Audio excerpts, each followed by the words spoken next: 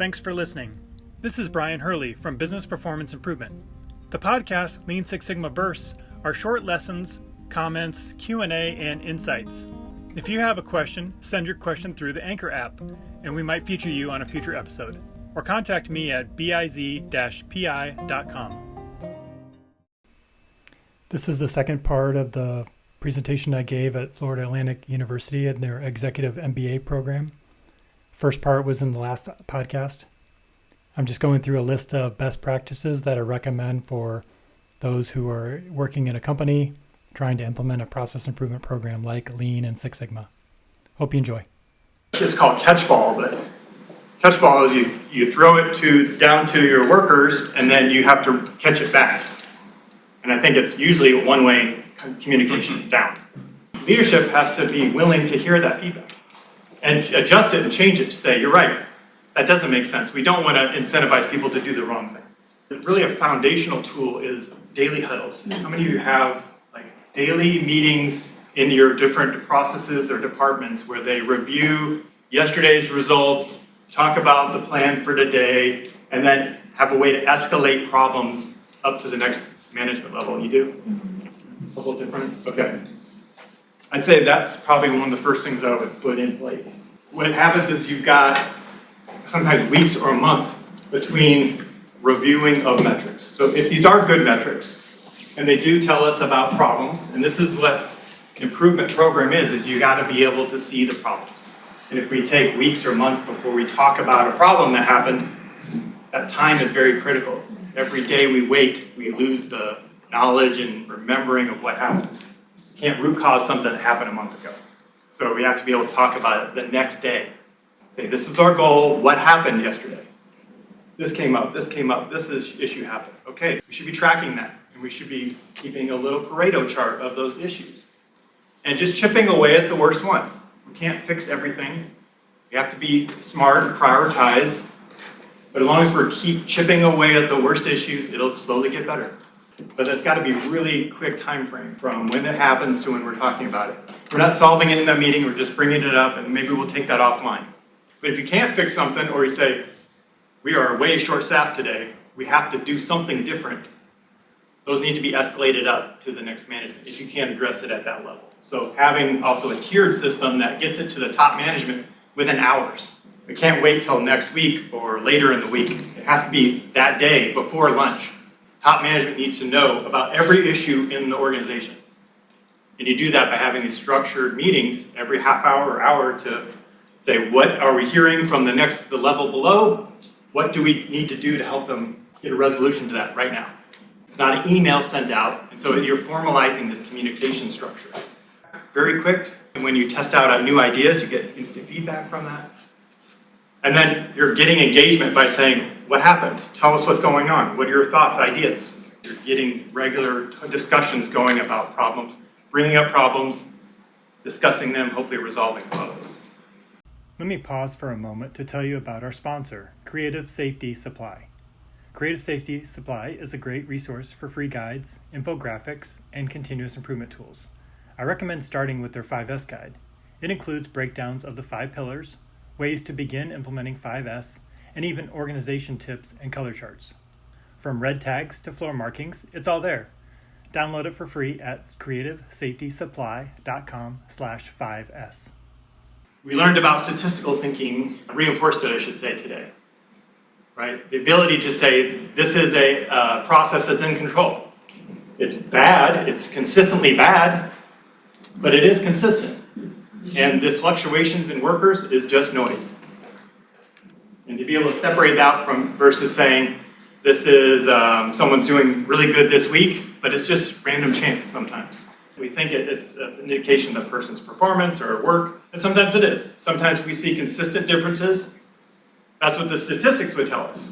Are we seeing that consistently? Can we actually do the math on that and show that that's a difference in someone's faster or higher quality or gets better customer service reviews? We can measure those things. Not just it looks good today or it looks good for the last couple of days. One of the interesting tours I took was Toyota in Georgetown, Kentucky. They give a tour, at least they were given tours pre-COVID. They're showing all the cool stuff they have in place and all the little bells and whistles of their process, and if a worker has a problem, then they can stop the line if they don't meet their certain time, and then alarms go off and a team comes and converges on the problem and tries to figure out what's going on and try to get the line back up and going again. Got a lot of visuals and even little things on safety. Everyone points to where they're going. I'm going over here. Nope, I'm walking over here. And they're trying to avoid accidents with fork trucks and everything moving around there. But at the end, they say, people like ask us questions about where'd you get that rack system and where'd you get these tools and that shadow board? And they said, I don't think they're really understanding the purpose, what they're supposed to be taking away from this tour. What you're supposed to be asking us is, how do we solve problems? How do we engage our employees in solving problems? How do we know when there's a problem? Like, that's our secret. And then how do we coach our people to learn to solve problems? It's like, that's what our secret is. You're looking at these solutions we came up with. You have different problems. Why would you copy our solutions? It's not even the same thing. They said they don't ask about our culture and our system of problem solving. So that's what they're really good at. But people see the external things, the visual stuff, the charts, the dashboards, the things like that. And I think that's the secret. That's just a result of how they're solving problems. One example they said was, a company came in and they said, what happened to those racks? We spent like $100,000 replicating what you did and I don't even see them anymore. Like, yeah, that was 6 months ago. Like, that worked for us then. Now we've improved and we decided we don't need those anymore. And they were like so disappointed that they thought they were doing lean or they were copying this company and they were just basically copying a solution that, how is that even going to work in your area? It might not even work in the other facility in your company. Even if it works here, it might not work in the next building or next location. You have different issues, different challenges. Always want to be careful about like just saying we're going to replicate this solution everywhere. It's different. It's really about the culture you're trying to build. And then last thing is what I struggle with, because I'm trying to teach classes or help people run projects or carve out time to do improvements. But you're always going to have too many fires and there's always not enough time to do these things. Even just risk mitigation or prevention. There's a tool called FMEA. I don't know if you get into that. I can't get people to sit down and do this, but we have time to fix the problems when those come up. But we don't have time to sit down and prevent them, right? That's pretty common, right? So, and same with a kaizen event or doing an improvement project is those day-to-day fires are always going to take priority. Unless we are diligent and are serious about saying, I'm going to let that fire burn, because I know that if I don't, I'm just going to see 10 more problems next week and the week after and the week after. I can kind of let that problem suffer this week, and maybe I can get us down to 5 problems next week instead of 10. It's like, where do you spend your time, right? The upfront, planning, preparing, or reacting to the problems later. And it's just always a challenge to run into of carving out time to do these proactive things. It's never going to be the right time. There's always going to be something else that needs to be done reactively to fix something.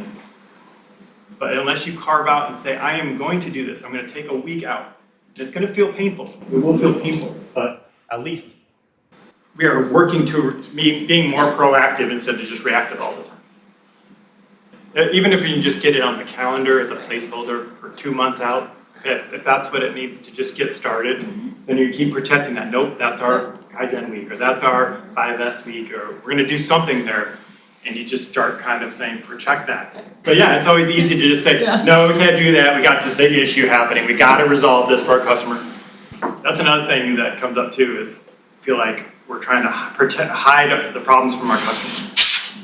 Like, oh, don't let them see that, or don't let them get too close to our processes. They're going to see how broken it is. And I always laugh because I'm like, they know what's going on. Like, they're receiving this. Yeah. They know your processes are broken. They actually would be excited that you're actually going to stop and fix it proactively instead of like, they know it's just like, this is just going to keep going on unless you do something. Lean6sigmadefinition.com has a list of glossary items about popular process improvement terms, along with the history of Lean and Six Sigma methods, and key influencers like Dr. Edward Stemming, Henry Ford, Taiichi Ohno, Shigeo Shingo, and many more. You can also learn how to access affordable Lean and Six Sigma training and certification. Visit Lean6sigmadefinition.com.